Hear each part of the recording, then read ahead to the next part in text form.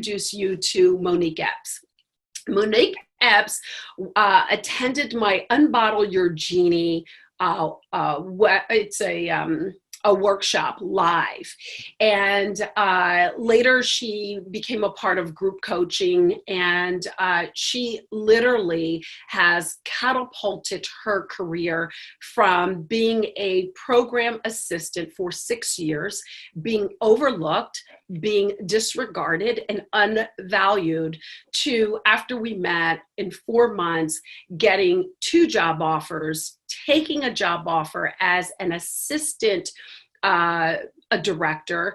And then she, when the director retired, she became the interim director, and she did so well. They had to go through a national accreditation process. She did so well that she then became the director, and that's where she is today. And why I really wanted to interview Monique Eppes is because she, by nature, is an introvert. And statistically speaking, it is estimated that anywhere between 25 to 45% of the population are introverts. And so I want to get her perspective on how she went from being overlooked and devalued to ultimately becoming an award-winning leader. She was, in 2017, she was named Civilian Employee of the Year. And by the way, her income has increased over 113%. The last time she gave me that number, I think she's had like 2 promotions since then. So this girl is making it happen. And I'm so excited, Monique, to have you join me today. Thank you so much. I'm very, very thankful for the opportunity. And if there's anything that I can say to help somebody else, I'm more than welcome to do it. It's not a secret. It's just a matter of being able to do the work and have people like you in our lives to be able to help and assist us with seeing the greatness that we already have, and just being able to know how to package it and portray it to the world.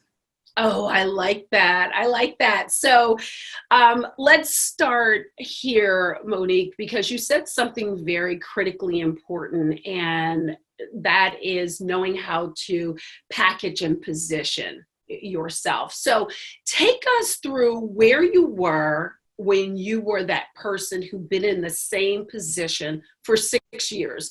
You arrived early, you stayed late, you did what you were supposed to do, and there was an expectation that leadership was going to take a look at you and see the value that you had. Why do you think that strategy didn't work? And what strategy did you employ to land your new position and to continue to accelerate? I think the reason why most people naturally feel, like you said, you come early, you stay late, you go above and beyond, you do the work, that's how you get recognized. It doesn't always work that way, because we also know sometimes the more you do, the more you'll be expected to do. And, oh, that's just the way she is. She likes to do that. She enjoys doing that. And yes, I did enjoy doing that, but I also had completed my bachelor's degree while I was working full time as well. So once I finished that degree, the student loans kicked in. I needed some more finances to start paying these loans. So I applied for every position that came available at that program. That's in my hometown. I grew up in that area. I wanted to stay there. That was my home. And I did not plan on leaving. But when I saw that opportunities continued to pass me by, something as simple as me missing a check mark in my application, and I was not valid to even be eligible for consideration for promotions. It was just sign after sign after sign that even though I wanted to be there, that's not where I needed to be, and it was time for me to try something new. I had to get outside of myself, which, like I said, that was my home. That's where I wanted to be. That's where I was comfortable. I loved it there, loved everyone I worked with, all the families I got to serve. But it was a time in my life for me to step outside of what I thought was supposed to be happening for me and to try something new.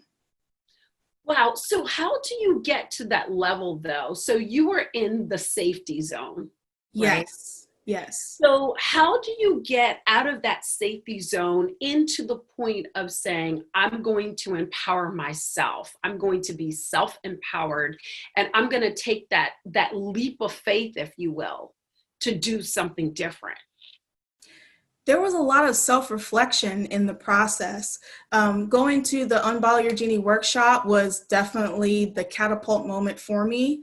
I had met you previously at an event that a friend of mine was hosting, and you just shared your story. And I hadn't heard somebody communicate in that way in a very, very long time. So it was just impactful for me to just be drawn to you just by you simply telling who you were.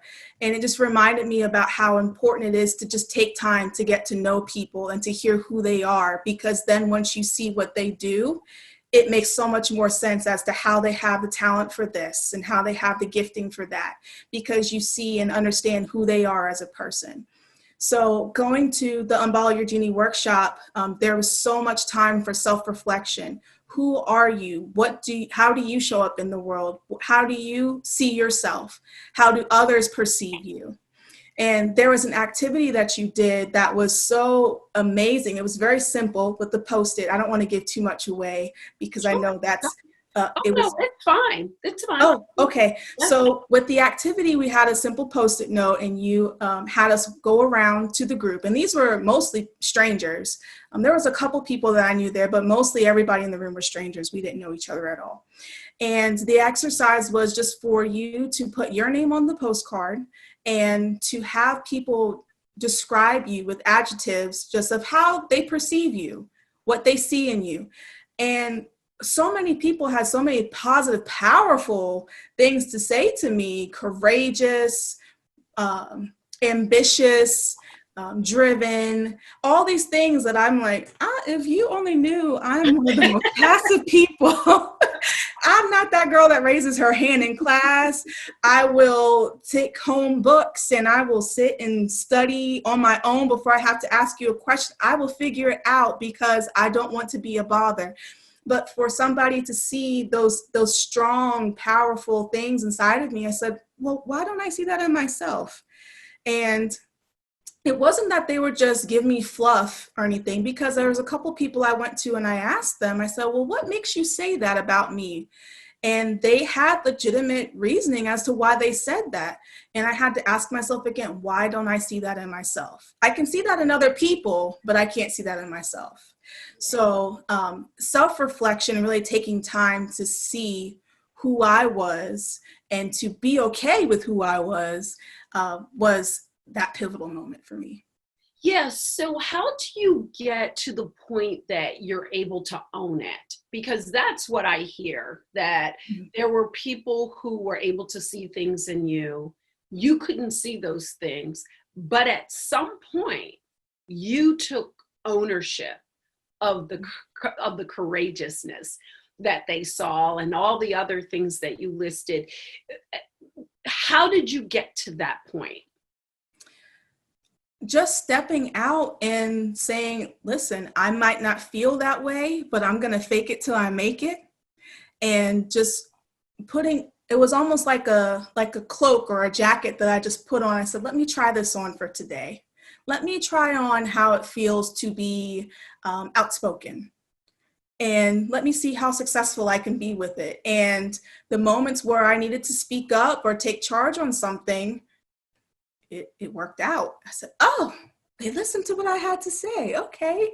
Or, oh, I only had to say that one time and it was able to be executed without me having to come back and do it.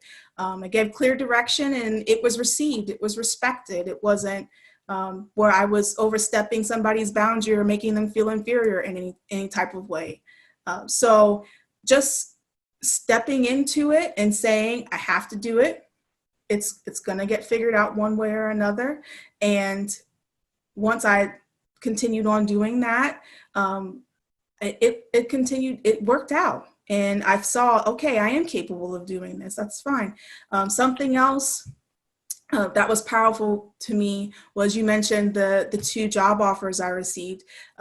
During that time, I was going through the personal coach or the group coaching and then some of the one-on-one as well. And you and I worked together on interview styles and interview tips and how to present myself. And something you told me during that, she said, if it was a phone interview, then they can't see you. So you can do whatever you need to do. If you want to sit down, you can sit down. If you want to stand up and pace back and forth, you can stand up and pace back and forth. And that's exactly what I did in that interview.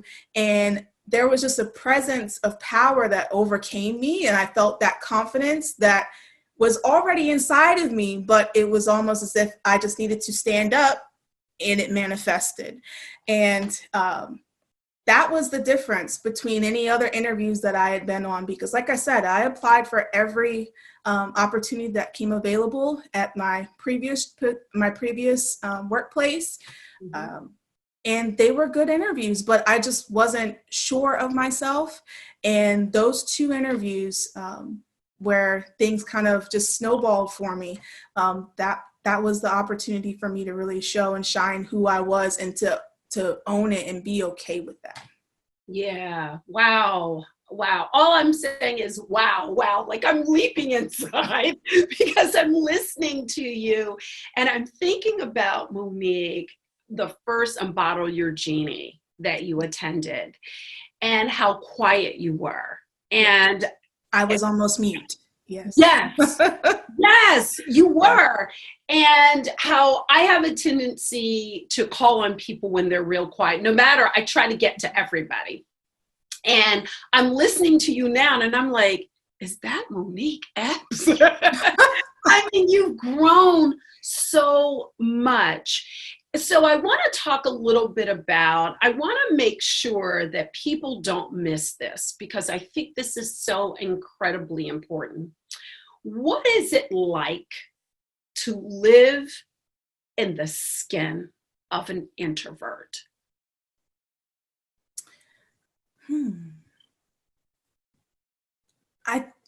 To be an introvert, you have to realize that more times than not, you are the balance in the room and you don't even realize it. That you are a quiet presence that keeps the calm, but it just happens that way and you don't realize it until there is no calm. So your presence is necessary and you just have to be okay with who you are. I think we all have to get to a point where you have to be okay with who you are. And again, it takes that element of self-reflection and taking time to reach deep and understand that being a naturally quiet person doesn't mean that you can't be at the helm of something. It doesn't mean that you are not capable of taking center stage when it's necessary. You're not capable of leadership. You don't always have to be the number 2 person. And a lot of times we feel that way because it's easy. It's comfortable to go in the background and to, somebody else will get it and then I'll help. Or it's easy to come clean up the messes, but you don't always have to do that. Oh, I love it. So tell me this, how have you been able to stand up and speak up as a leader? And what is your leadership style? My leadership style is very much servant leadership. I want to take care of the people that I lead. I want to serve them as much as I possibly can. I try to practice the principle that I will never ask them to do something that I'm not willing to do myself. And I think that being in this position now and being that program assistant for all those years before definitely prepared me for where I am now because I understand what it's like to be in that position. So right now, pretty much I manage a child development center and I work with assistant teachers and lead teachers, lots of young children and families, and I also serve military families. So lots of dynamics, lots of people, and lots of support in different areas. So it can be a lot. It can be, I will tell you, it is taxing. Just naturally as an introvert, I just want to close my door so I can get my work done. But it's not always that way. Sometimes there's the sick child that needs to be sent home. Sometimes a staff member has a critical situation with their home life that needs to be dealt with.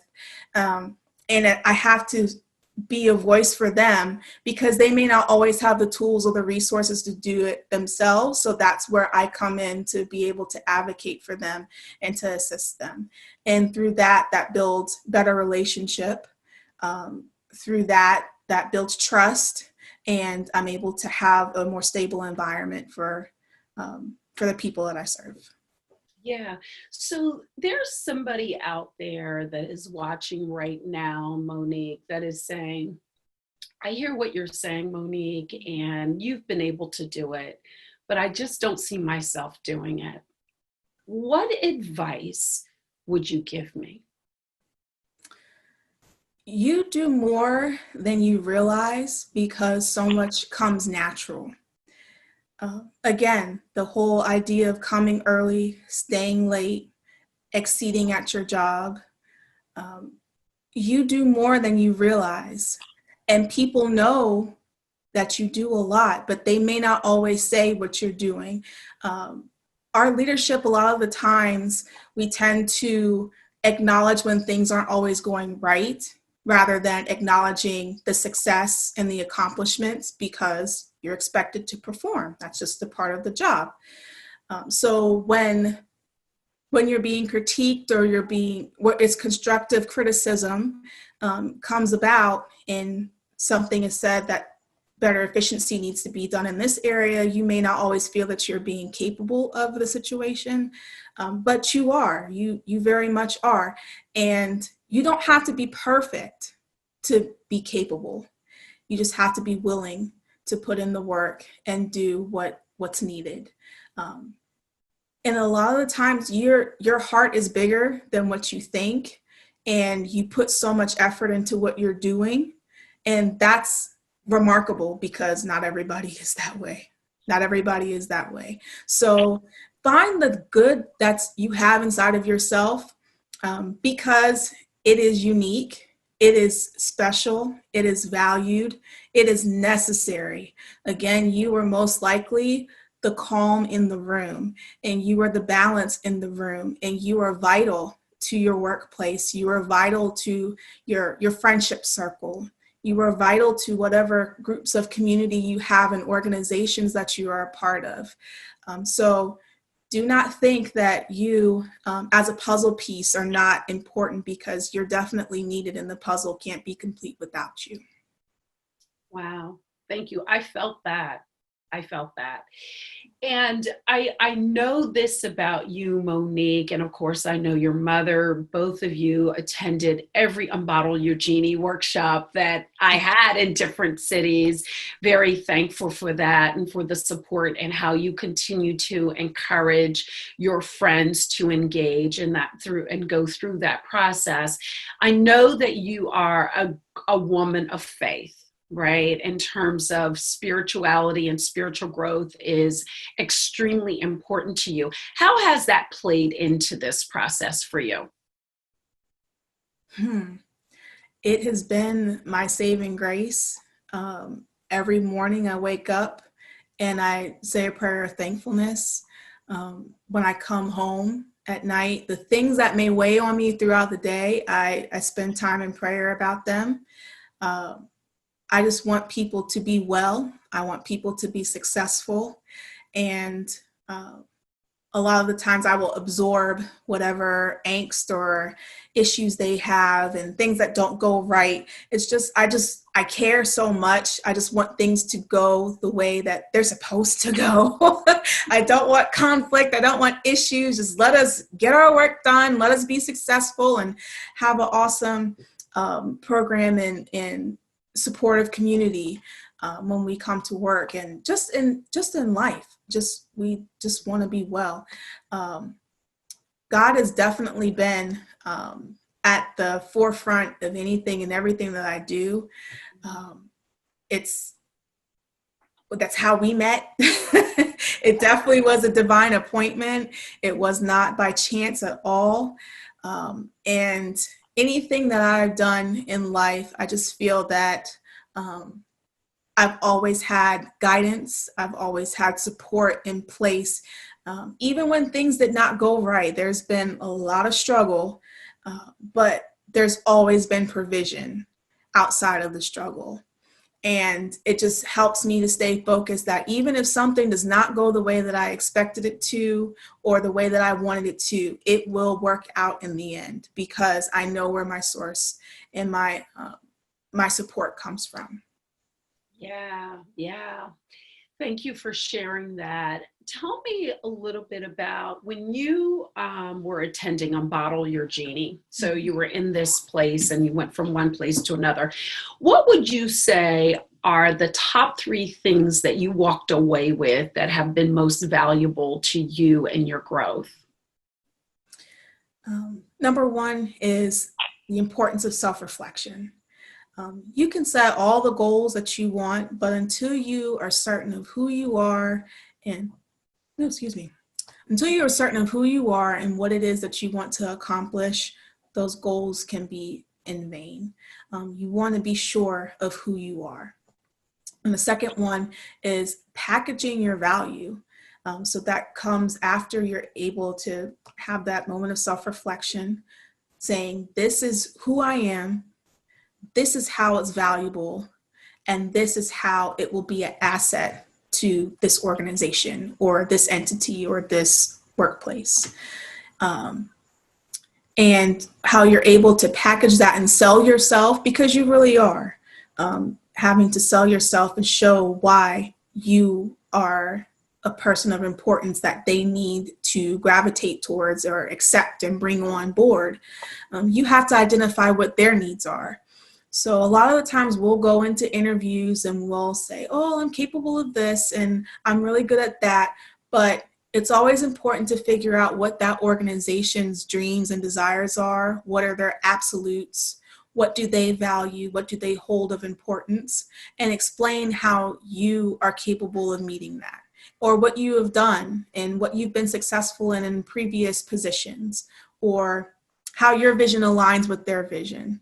It's important to show how you can already connect with what they are trying to accomplish and help them move forward in their goals and vision. Mm-hmm. Well, my name is Monique Eppes, and that who was just talking is Renee. No. Oh my gosh, literally you could teach the class. Like, you have really taken the concepts to heart. You have implemented them into your life, and you are clearly living and breathing and continuing to evolve and become that greatness that is within you. So incredibly proud of you, Monique.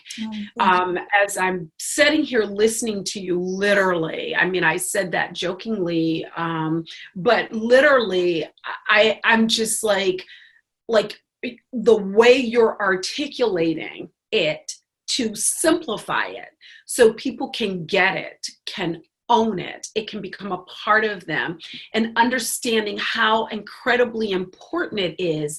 I mean, thank you. Thank you. Yeah. Thank you for, number 1, being you. Thank you, 2, for understanding and realizing that you had to do your work so that somebody else would see the light in you and they would be ready to do theirs. Oh, wow. Thank you.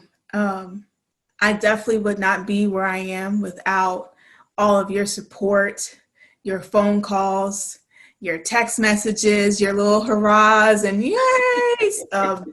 Those mean so much. And even after all these years, to still be able to text you and just say, hey, this is what's going on, or just to check in and to see the things that you're doing. I mean, those are just inspiring. And I just appreciate how you allow yourself to be open and for people to be able to see you and relate to you, because we all see a piece of us in you, and what we all aspire to, because you are the S Renee. So we're just so thankful for you just being a vessel to help pour out what's already inside of us. And man, you do it definitely takes an impact to be able to do all that you do, to be able to see the invisible inside of others and help it manifest. So my prayer for you is that you have people to do that for you. And I know that you do. So that's a huge blessing. But I just thank you for this opportunity. I thank you for all of the laughs along the way. I thank you for all the guidance. Oh my goodness. Like I said, there's no way that I would have been able to get to this point as fast as I did. Oh my goodness, without your support and your coaching. It's been an awesome journey. So I really, really thank you. I agree. And I will tell you, I am totally convinced that people who have the opportunity and pause to watch this, they're going to be absolutely inspired by your life and by your faith and by your commitment to do the work for yourself, so that others will be open enough to do the work for themselves. And that's how we move God's plan along. So thank you. Thank you. I appreciate you being here. Thank you. All right. All right. Take care.